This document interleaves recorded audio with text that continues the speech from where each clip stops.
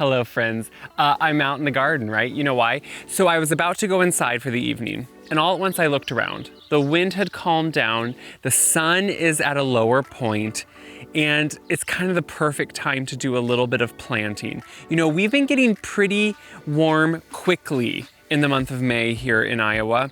And this could be going up in June when the video goes up, but we're having, in the 80-degree marks, and it's starting to really get warm quicker, and I don't have all my spring planting done.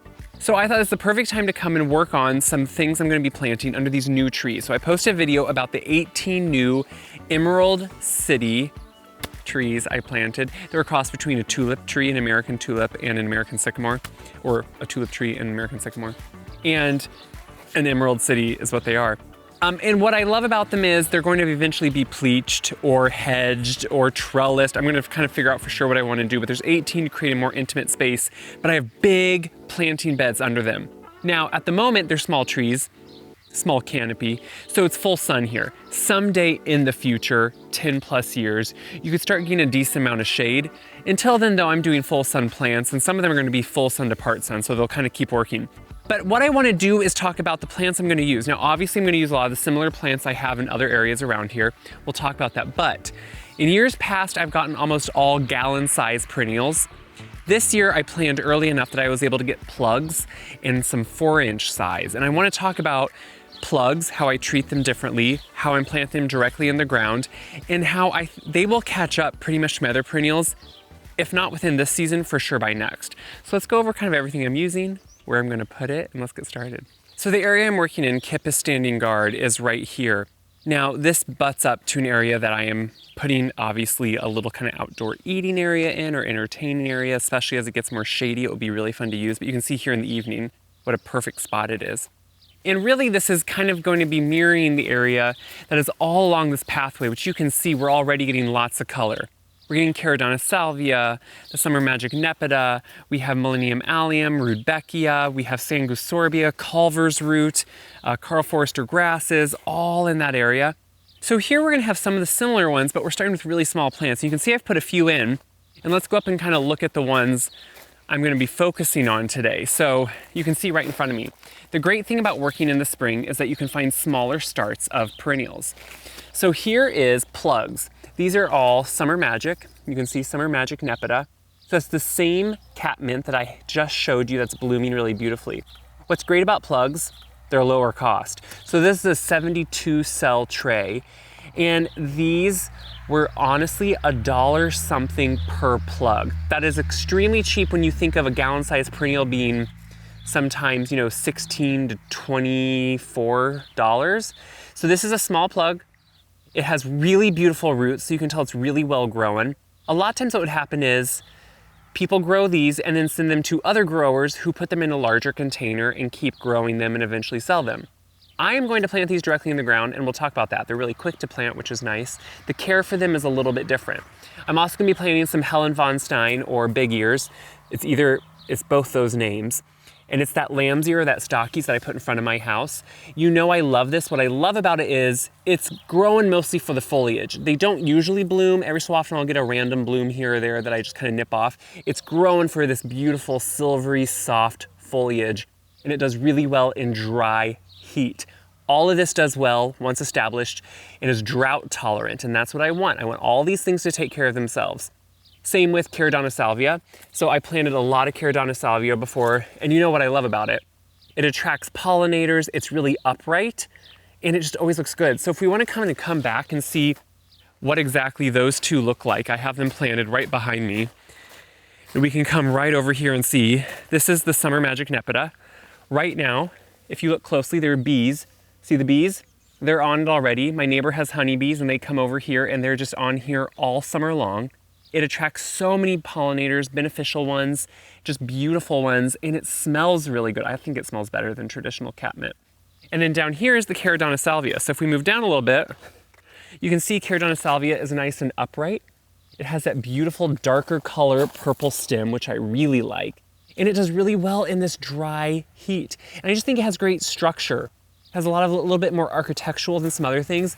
Same with the catmint. I think this one stays a little bit more kind of clump habit and a little bit more upright, which I like.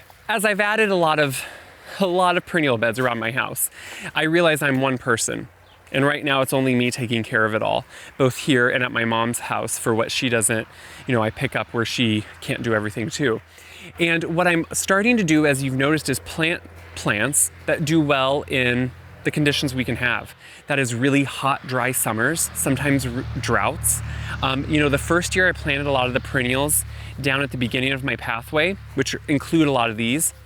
I watered them for the first month, then not the rest of the summer, and we were in a drought, and they did beautifully. That's the whole point here. And then all these are a chop and drop method. And that means that I let the foliage go all fall and winter. Next spring, I take a push mower that self-mulches, and I chop them all down so they self-compost. So they're gonna be feeding and creating a life cycle of their own. And it's really easy care where it's not too much to manage. In the first year or two, there'll be weeding until they kind of grow in and really fill in and cover. But then eventually they just take care of themselves. As we're getting started, I'll kind of try to show you here in a little bit, but at first I thought, I'm gonna mirror both sides of this pathway perfectly. And then I realized, no, that doesn't quite make me feel right. I'm going to instead undulate it or kind of go off, asymmetrical, maybe every other a little bit, because I think for myself, that just for some reason felt more comfortable. So as opposed to on the long path side where I have a few hundred feet of perennial beds, and I'm not gonna do the rudbeckia over here, just because it is a little bit more self-seeding, and I want this to be a little bit more monotone in color in the purples and silvers, and I don't need the yellow over here. There's so much of it over there. And I'm not gonna do any of the Carl Forster grass or the sanguisorbia, which also can reseed, or the mountain mint that can also reseed quite a bit. So what I'm doing is starting with my plugs. And the important thing I think to know about a plug is you definitely, while they're very small to begin with, right? You definitely wanna think, how big are they gonna get? Because it's easy when you see their size to think, you can put them so close together. And you can if you want one big mass, but I kind of like how I spaced them over there. And last year I planted gallon size of all of them. So I'm spacing them really in the same or similar kind of pattern, which is about 16 inches apart on center, which happens to be that this little trowel I'm using is 16 inches. So what I am doing, their roots are very nicely growing in. I am using biotone to make sure their roots are going to be acclimated for this area and want to really start growing in pretty quickly. The big thing with plugs when you grow them, you can easily overwater them once they're planted. You really want to let their roots branch out into the soil. So I would say, you water them well and then let them dry out slightly in between waterings just to make sure their roots are starting to branch out. When they're really small like this, it's easy to overwater and kind of create some rot sometimes. So it's only a few teaspoons probably of this biotone, which is really a starter fertilizer, but it also enhances the soil, which I like. Because, I always say I have really good soil. It's black, rich soil, but it doesn't necessarily mean it always has a ton of nutrients. So anytime we can add some, I think that's great. So I'm just adding the plug right down in, and I'll bring you in closer here so you can see too. But then I right away make sure I put the mulch back. What's nice about plugs, I mulched this so I wouldn't have weeds right away when I took out all the sod, but it's really easy to plant these little plugs and I don't have to displace a lot of mulch. So it happens to be this trowel is 8 inches, like I said. So I can just, guys, when we are at home in our own garden, we can decide what works best for us. And what works good for me is just to use my eyeball and the trowel and just be able to go in and measure with it. So I'm gonna go and just start planting a few of these and show you a little closer. So when I go to plant these, I just wanna show you kind of my process here. I go 16 on center. This is 8 inches right here, this little trowel. And so when I turn it over 2 times, I know that's 16. I make just a nice little divot here. Again, see how I don't have to displace too much of the mulch around it. I put in some of my biotone. And again, these are so small, I'm not even amending this hole with compost. That can be done when the soil was bare. And then I take one little plug out, which, look at how beautiful these are. I'll show you up close. Look at all that beautiful root growth. They're such good plugs. I only lightly at the bottom rough them up. I'm not too worried. These are such tender roots still that I don't need to rip this thing apart too much. Set it in that hole and then just put all that soil back around it. And then right away, I put that mulch around it and you can see it's like I didn't even disturb. That's what's really nice about this. It doesn't take too much just to be able to start it off. I want to show you kind of what I do when I'm going to do plantings. So yes, I started on a few plugs right here. Kip is watching that. I like to just go sometimes set out my plants. I do draw things up a lot of times inside. So over the winter, I was drawing up this area on paper.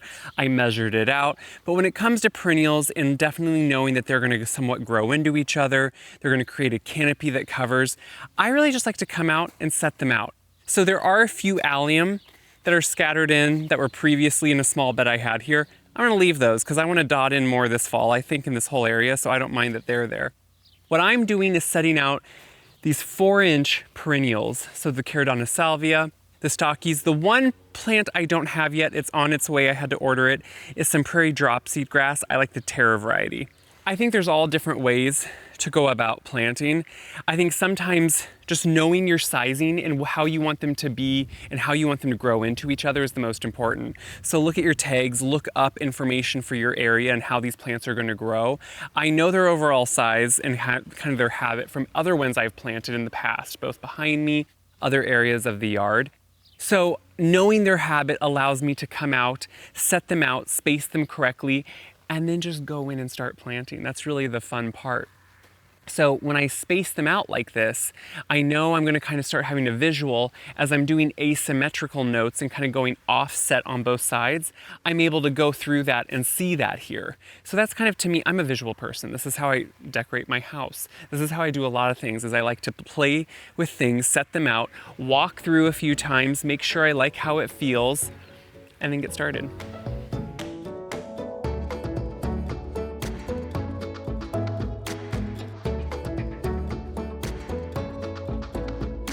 So I kind of want to show you where I ended because I was playing all those plugs. I didn't quite show you then how it finished up and let you know that it's been about 2.5 weeks since I filmed the part of planting all the plugs and some of the small perennials in this area, which I didn't have all the plants in at one time. And that's just not how it always works. But I want to give you one video to show you everything in this area that I've been planting. I'm showing you because just in these couple weeks, I think you're going to notice some growth. So this area, as you can see, runs all the way here, wraps around and goes up to there.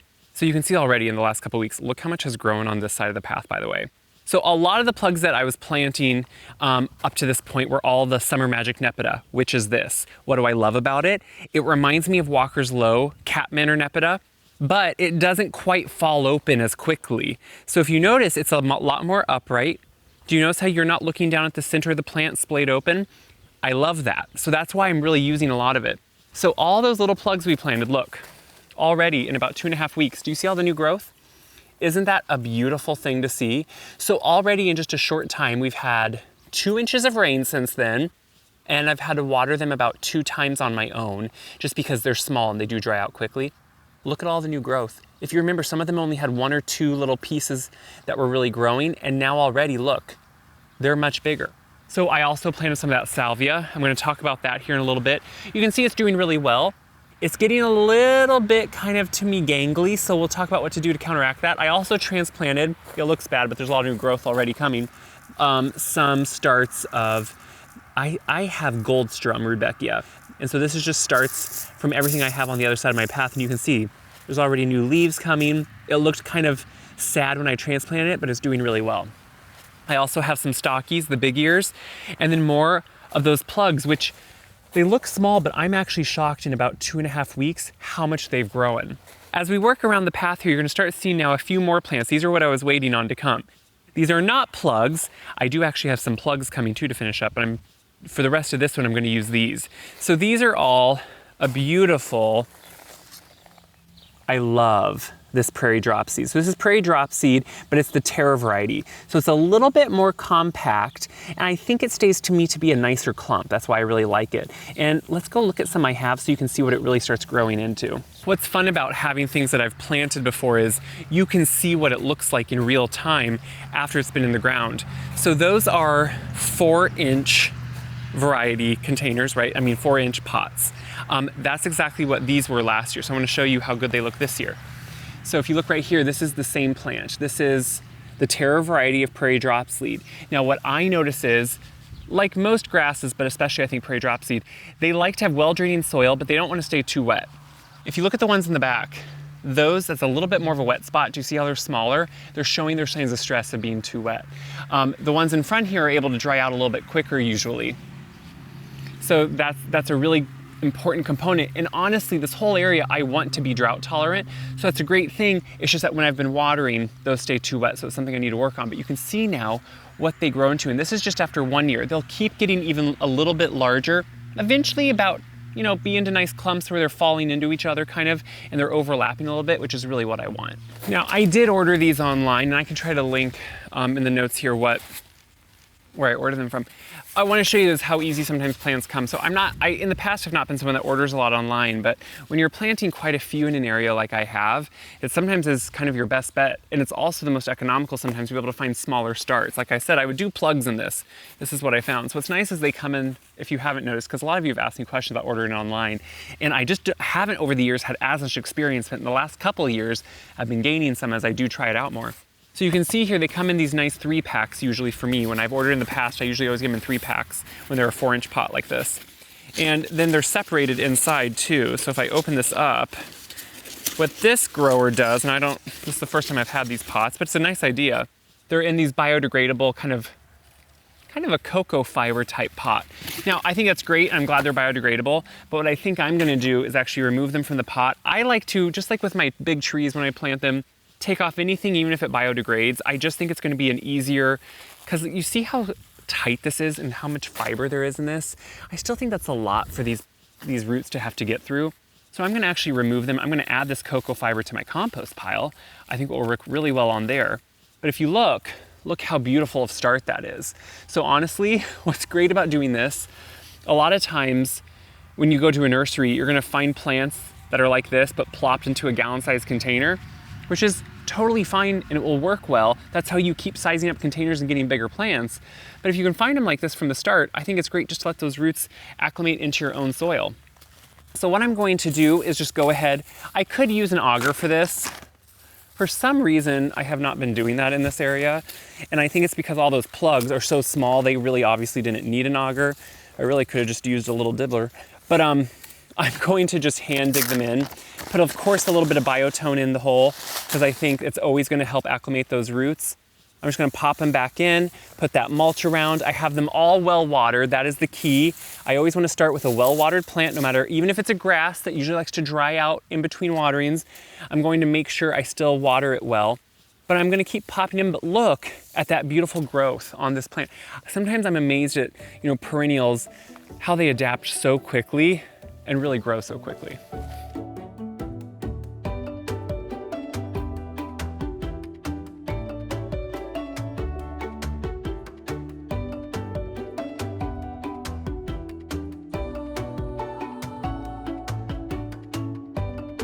Have all the grasses planted, but I want to show you, I had a few I planted on this side that were in 1-gallon containers. I want to show you really how minimal difference there is, but it was just, again, what I could find available and what I could easily get. But I also want to show you what I'm going to do here with the Caradonna salvia, just to help it, what I think really just helps it grow better. So in this whole area, you might be thinking right now it's kind of sparse. Remember, in 1 year, I truly believe it will look just like this side, where you get lots of texture, lots of beautiful green texture, but also color texture, and that's what I'm really excited about. Now, with these beautiful pockets of grasses, that's going to be for just more of that green texture. Now, what I want to show you is if you go over here, you're going to notice this is what can happen when you sometimes get some spindly, taller perennials like these Caradonna salvia. They fall over in the wind. I get pretty high wind here. So what I go ahead and do is I cut them back. And if you look, this one was cut back a couple weeks ago. Look already, it's branching out new growth, has new blooms on it already. So what I like to do is just come in, don't be scared of this. You can cut it down to 4 inches, 6 inches. If you want, you can look for an area where there's already a branch kind of like that, but I'm gonna go even lower than that. Because what happens is, this tall growth is beautiful, but the wind is just gonna break it over, let it fall down, and then it really can be hard on the plant. Instead, when you cut the blooms off, it's going to now want to put energy back into its root growth, but also push out lots of new growth at each kind of cut. That's the beautiful part of this. So if you notice, look at all that new growth just from cutting it back. The same can be done for some of these smaller little plugs here if I want. I can go in, give them a little nip every so often, and that's where it will just start branching out and have it stress less by trying to create all those blooms right away. It's not that you have to do this, although I will say last year, I planted a whole bunch of perennials over at my mom's in a new bed, and some of the flowers that were tall and spindly, like this Caradonna salvia, they really were stressed when they broke over, and it broke a lot of the plant back to the crown, kind of. So what I do now is try to really go in and cut back perennials when they get tall and spindly like this. Just helps them get that better root structure early on. It helps them branch out new growth, and really, to me, overall, they do better. So what I'm gonna do this year is try to give you updates both in my stories, my daily stories on Instagram, on Facebook. I'm also gonna give you updates in videos as we do tours, so you can see how all these things are growing. Because plugs versus 4-inch containers, all these are gonna grow really quickly. And while last year most of what I put in was gallon size, it really makes no difference when you're starting off early like this, and especially with these hardy perennials that do well in dry, hot summer sun conditions, which is what's gonna be out here. I think we're gonna be shocked at how quickly all these grow.